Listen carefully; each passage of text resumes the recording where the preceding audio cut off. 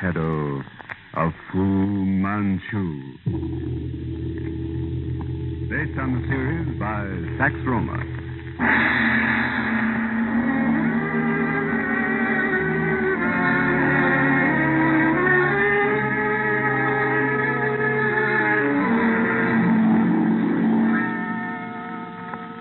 London at midnight. A great city wrapped in a heavy shroud of dense yellow fog.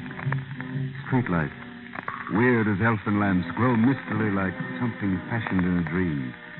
The murmur of creeping traffic is low, hushed, mysterious. Behind an ancient wall surrounding unkept lawns, a vast, gloomy old mansion crouches like an evil beast of prey. Amidst walls concealed in heavy tapestries, magnificently figured in golden dragons. The floor carpeted with rich, deep-piled Chinese rugs. At a huge dragon-leg table, covered with scintillating globes, tubes, and instruments unknown to Western science, sits that master scientist, that prince of evil, Dr. Fu Manchu. Enveloped in a heavy yellow silk gown, he thoughtfully studies through long, narrowed eyes the glow of the green light of a fashionably gowned, exquisitely beautiful Eurasian woman who stands beyond the table, watching him fearfully. Presently, he nods slowly, leans forward, and... You have followed my instructions, Caramel? The message has been delivered to Sir Crichton Davy at number 5 West Spoon Road. Good. And our friend who believes he can forestall the hand of Dr. Fu Manchu, Mr. Nayland Smith, the detective, what of him? Well? At this moment, Master, he approaches the house of Dr. James Petrie in Baker Street. Oh, Dr. Petrie of Baker Street. A fool to be pitied. Then it is time, Caramel, for me to finish my business with Sir Crichton Davy.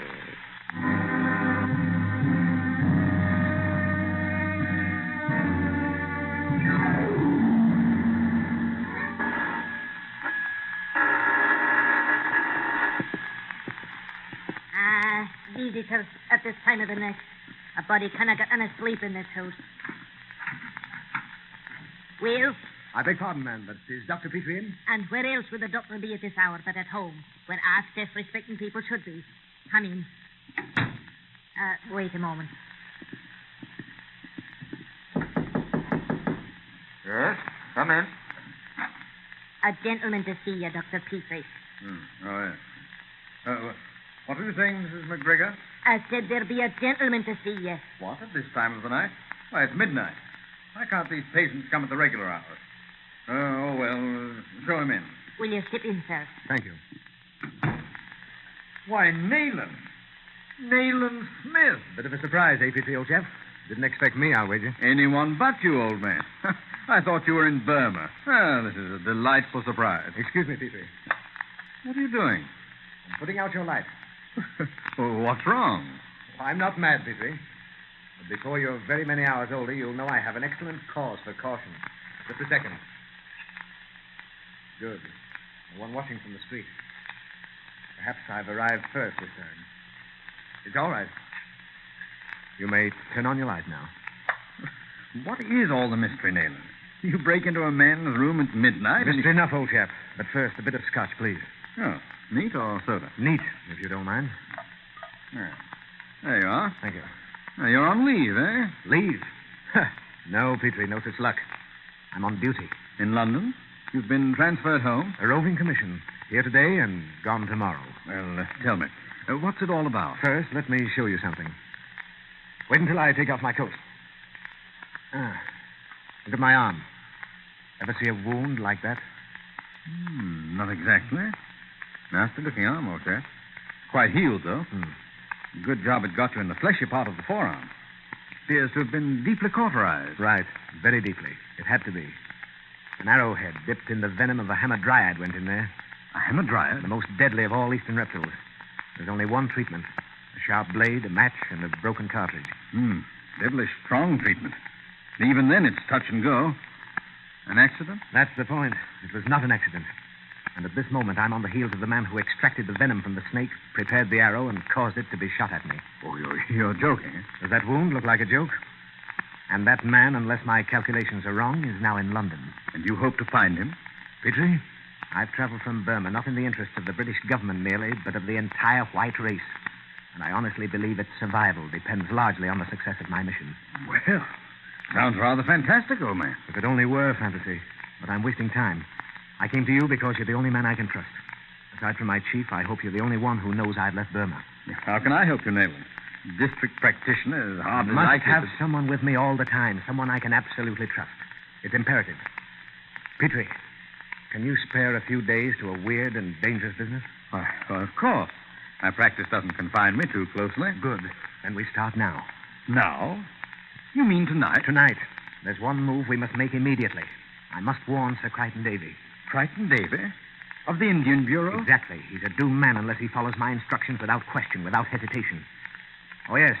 Let her take your pistol. We'll get a taxi at the corner. Come on, Petrie. We must hurry. There isn't a single moment to lose. Oh, beastly fog. Crichton Davy, eh? Oh, influential man. One of the political bigwigs, Petrie. And for that very reason, nothing, absolutely nothing can save him if he hesitates to do as I say.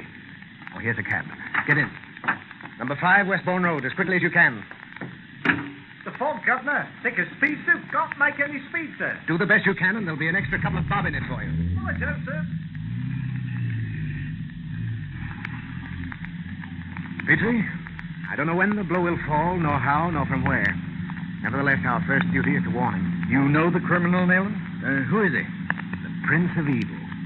The ultimate expression of Oriental cunning. A Superman of incredible genius.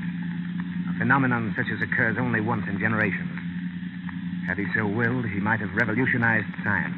Been the greatest scientist of our day. Odd how some mental geniuses turn their talents to evil, eh? But who is he? What does he look like? Imagine a man tall, lean, and feline.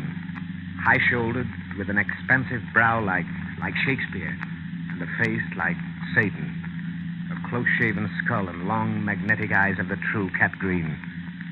Invest this personality with all the cruel cunning of an Eastern race accumulated in one great intellect, and you have a picture of Dr. Fu Manchu. Fantastic character, old chap. Fu Manchu. Suggests an assumed name. Perhaps, perhaps not. However, it's Here not... you are, Governor. Just down the road there. Quite a crowd there at the entrance, Nayland. Constables. Stop here, driver. Wait for us. Come, Petrie. Keep moving. Don't crowd up here. You can't get in. What is it, Constable? Your authority, sir. Special Inspector, Criminal Investigation Department. What's happened? It's that, Inspector. Sir Crichton Davy is dead. Dead, eh? Then I'm too late. Inspector Weymouth is up in the library, sir. Thank you, Constable. We'll go on. Get back there. Come along, Petrie. Murder, Nayland? Of course. Clever, insidious murder. And I'll wager he's left no clue. Oh, I suspected Crichton Davy would be next, and I was right. But I'm too late. That's hard, Petrie. To think I knew and failed to save him. Here, the library. I say. He was here. The great Dr. Chalmers Cleve of Harley Street. Never mind him. I want your diagnosis. Inspector Weymouth? Yes. Who might you be? Special Inspector. My credentials. This is Dr. Petrie, my associate. Oh, yes, of course. Well, I'm glad you came, gentlemen. There's a bit of a mystery here. Dr. Cleve, Inspector Nayland Smith, and Dr. Petrie. Dr. Cleve? Your opinion, Dr. Cleve, as to the cause of death. Frankly, Inspector, I don't care to venture an opinion regarding the immediate cause. Sir Crichton was a morphine addict, but there are indications not in accordance with morphine poisoning. A post-mortem would establish the fact? Possibly, if we ever arrive at the fact. What do you mean, Doctor? Just that. I doubt very much if the true cause of death can be established. A most mysterious case, Inspector. You don't mind Dr. Petrie making the examination? On the contrary, I should value his opinion. Please, Petrie. Over here, Doctor. On the couch. Features oddly puffed. Clenched hands. Hypodermic marks on the left arm. Oh, this faint red mark on the right forearm. You've noticed it, of course, Dr. Cleve. Yes, not unlike the imprint of rouged lips. Not a birthmark, I can vouch for that. A local inflammation, I should say. Well, I rather doubt that. Nor anything constitutional. Does it suggest anything to you, Petrie? I'm sorry, Nayland. No, nothing. I agree with Dr. Cleve. It's most curious. Heart failure? I can't be certain. As Dr. Cleve says, a post-mortem might clear the atmosphere. Inspector Smith, perhaps you'd like to question Sir Crichton's secretary. This is he, Mr. Burgoyne. Oh, thank you, Weymouth. I understand, Mr. Burgoyne. Sir Crichton was taken seriously ill in this library. At 11:30. I was working here, he in the little study there. I see the connecting door is closed. It was closed then? It was. Always is. It was open, however, about 11:25 for a moment when a message came for Sir Crichton. Message? What was it? I couldn't say. It was brought by a district messenger. I placed it at Sir Crichton's elbow on the desk. Yes, and then? 5 minutes later, Sir Crichton burst open the door and staggered in here with a strangled scream. He fell to the floor, and as I lifted him and carried him to the couch, he gasped something that sounded like the red hand. Before I could reach bell or telephone, he was dead. The red hand. You believe he referred to this red mark on his arm? No, sir. I do not. The red hand. The red hand. I wonder. Could it... Great Scott. The Zayat kiss. The study, Burgoyne. Have you been in there since Sir Crichton died? Why, yes. For a glance round only. That is, I stood in the door. You didn't go inside? Why, no. Windows, other doors, everything. Closed or open, did you notice? Closed, sir, tightly. I came out again immediately. Fortunate for you, old man, that you're not at this moment lying there beside Sir Crichton.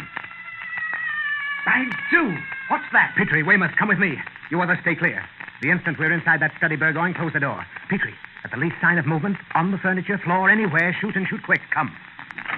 Careful, gentlemen. Don't touch anything on your life. That wailing. What in the name of Petrie, stand still. There it is. Don't move.